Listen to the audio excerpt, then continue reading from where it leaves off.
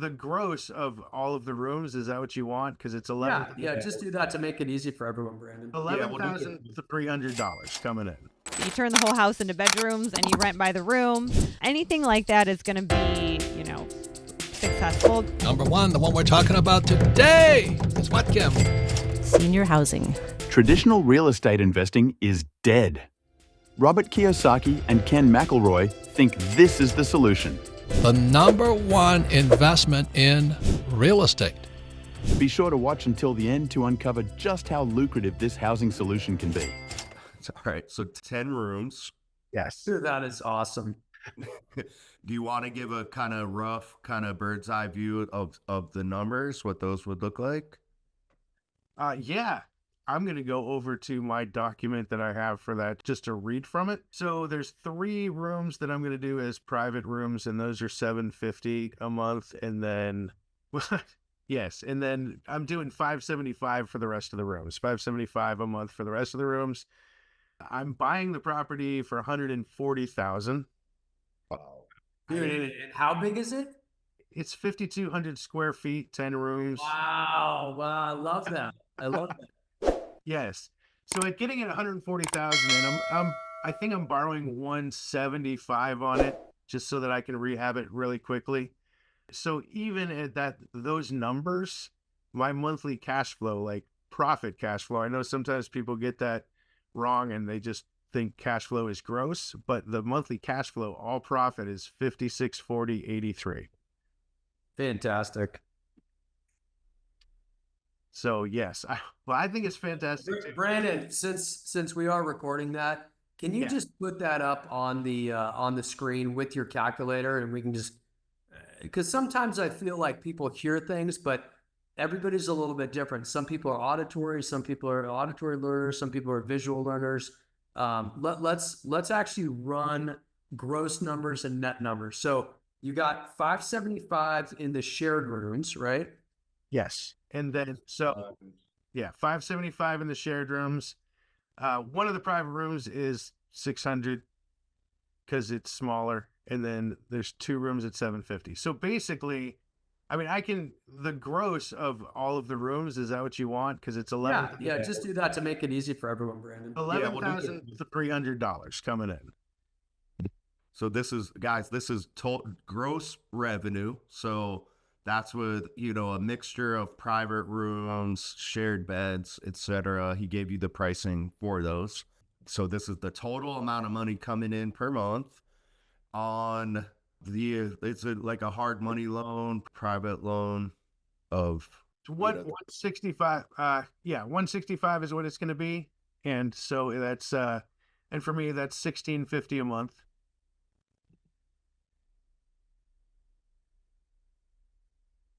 And then that leaves a ton of extra money for bills and maintenance.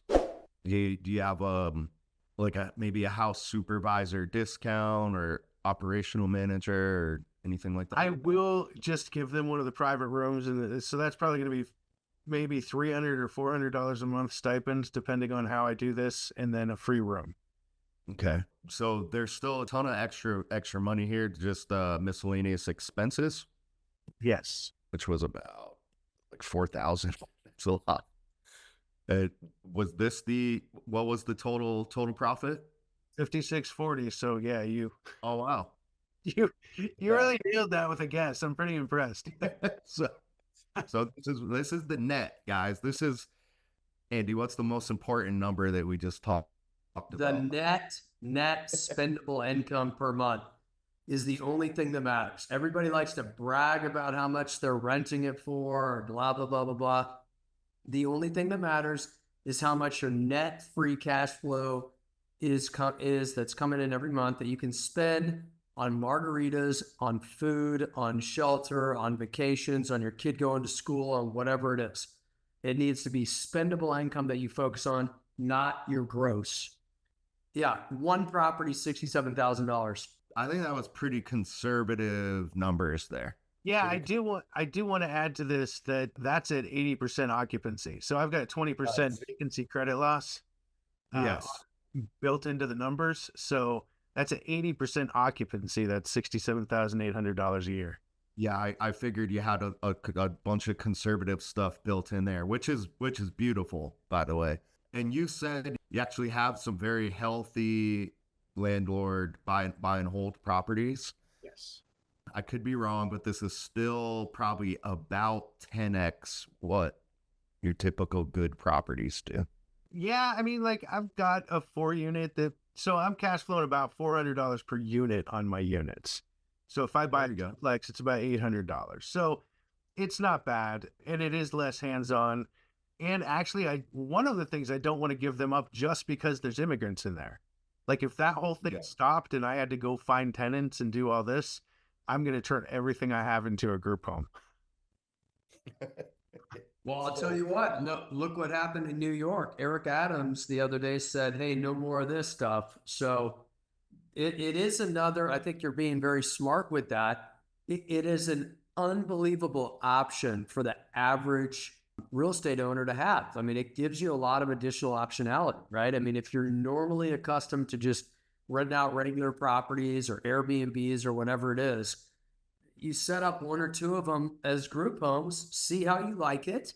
And if you like it, like if anything happens to your other stuff, you just start converting them to group homes. There is so much demand for this type of housing. It's insane. I would say Matt is relatively crushing it as a landlord, but that's about that means about $400 in profit per door. Yeah. Correct? What's again, guys, I can't explain how much that's crushing. Andy, what's the typical, buy and hold rental property? No, Matt, quick question. Is that you making your $400 a month? Is that with debt or without debt? Oh, that $400 a month is after paying the mortgage. If that's what You've got mortgages on them. I mean, that's very, very, very impressive. Most people are not going to be able to do that. What are property taxes in Erie, Pennsylvania? They're pretty high. What kind of percentages as a percent of value? I've never looked at that, but let's just say if I've got a $50,000 house, taxes are probably $1,500. Okay. Yeah. So you're going to be right about that. Yeah, 3% range, which is high. So I don't know. Maybe they're just not. Maybe your valuations by your tax assessor haven't gone nuts yet. I don't know. But where your cash flow and your model gets broken, where you almost are required to go into group homes, is when that $50,000 property that you just talked about goes to $150,000 or $250,000, because all of a sudden that thing is now valued at $250,000, and if you're paying 3%, whatever 3% of $250,000 is, it's going to be about $7,000 or $8,000 a year, and now all of a sudden you were making $400 a month. Now you're losing a couple $100 a month, right? Because taxes alone are $600 or $700 a month. Right. Just get hammered. And it's awesome because the value has gone up a lot, but it's not good because your cash flow has gone down. So then everything changes, right? And so now you're at the point, and this will probably eventually happen. All it takes is one more nasty bout of inflation, and the houses that you have go up by, 2, 3, 4x. Right. Right. But there's no way that your rents can go up by 4x unless the government starts giving monetary stimulus to your tenants, right? So then you have two options. Either you sell and you move all that equity into a larger building, or you get into the group home business.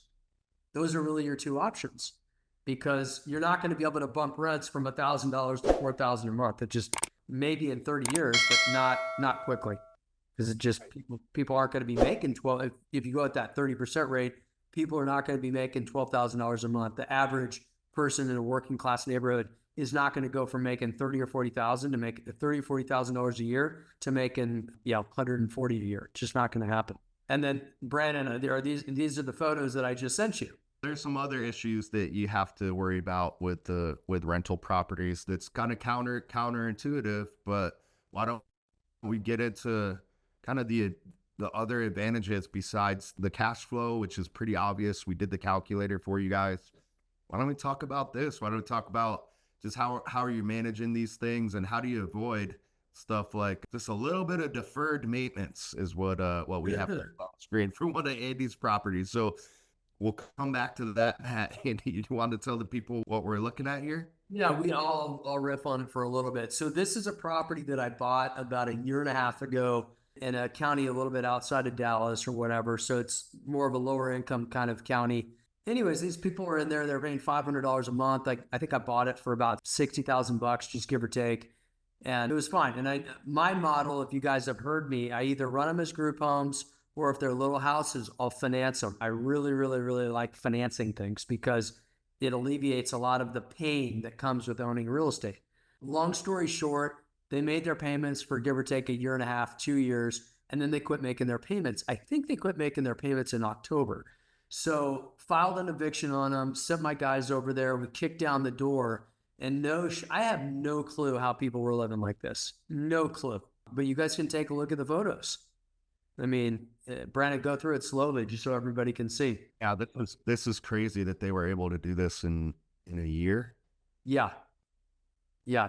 And we're talking, this thing's rat infested. It's absolutely disgusting. Want to learn more about the future real estate? Sign up for your free training material at www.grouphomeriches.com.